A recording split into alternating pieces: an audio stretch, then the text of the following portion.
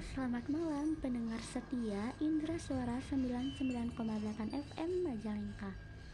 Balik lagi bersama aku Windy Nadianti dalam podcastnya Indra Suara. Semoga kalian gak bosan-bosan ya dengerin suaraku terus.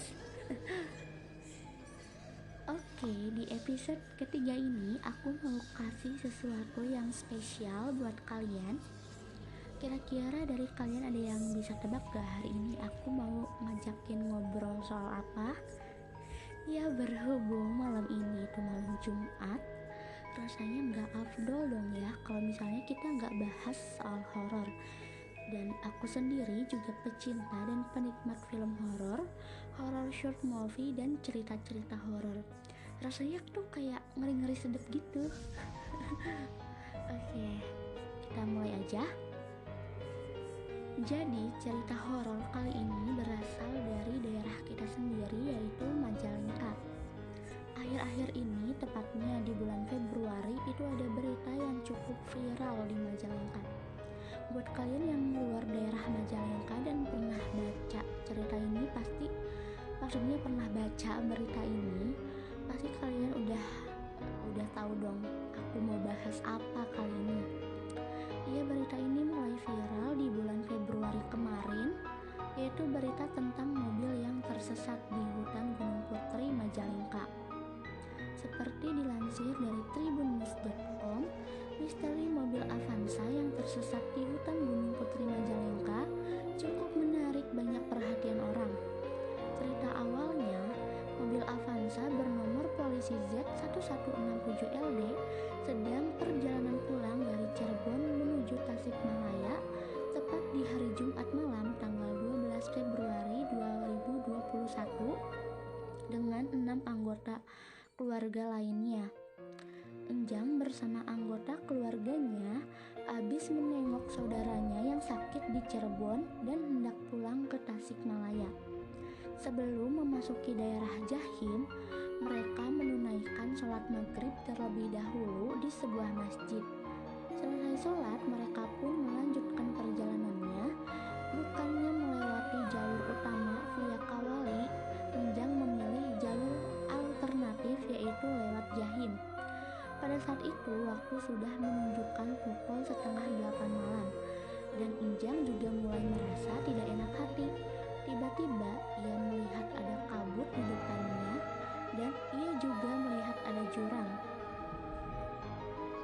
Tapi seingat Enjang, jalan itu memang jalan menuju ke Tasikmalaya. Saat melihat kondisi seperti itu, Enjang tak tahu mengapa ia malah membelokkan mobilnya ke arah kiri dan tak disangka mobilnya mulai memasuki jalanan yang rusak setelah melaju sekitar 1 kilometer. Tapi Enjang tetap melajukan mobilnya. Meskipun jalanannya rusak, Enjang tidak ada niatan untuk putar balik atau memberhentikan mobilnya. Dan anehnya, Enjang merasa dirinya melihat perkampungan di depannya. Tak hanya itu, Enjang juga samar-samar mendengar suara azan. Setelah berjalan sekitar 5 km, Enjang pun tersadar bahwa perkampungan yang ia lihat itu tidak ada. Akhirnya Enjang memilih untuk putar balik, tapi karena jalannya yang jelek dan sempit, Enjang harus dengan susah payah membelokkan mobilnya. Dan akhirnya dia berhasil membelokkan mobilnya. Tapi kejadiannya nggak sampai di situ aja. Ban mobilnya pecah karena melintas batu yang tajam. Akibatnya Enjang pun terpaksa berhenti dan berniat untuk mengganti ban mobilnya terlebih dahulu. Jam juga sudah menunjukkan pukul 9 malam. Tapi saat akan mengganti ban, hujan tiba-tiba saja turun sehingga ia tidak bisa mengganti ban mobilnya. Kekhawatirannya pun belum sampai di situ aja. Tiba-tiba ada longsor di depan mobilnya dan menutupi jalan. Kalau saja Enjang tidak cepat memundurkan mobilnya, bisa dipastikan mobilnya terkena longsor dan terseret ke jurang sebelah kiri. Di lokasi juga Enjang mendengar suara orang minta tolong dan minta ampun. Akhirnya ia menelpon sahabatnya yaitu yang bernama Ade untuk meminta tolong. Dan beberapa jam kemudian pada Sabtu dini hari pertolongan pun datang. Saat pertolongan datang, itu ada 2 anggota polisi dan beberapa warga yang menolongnya. Enjang dan keluarga pun dievakuasi dan dibawa menuju ke pertigaan. Akhirnya, Enjang dan keluarganya dipulangkan menggunakan mobil bantuan.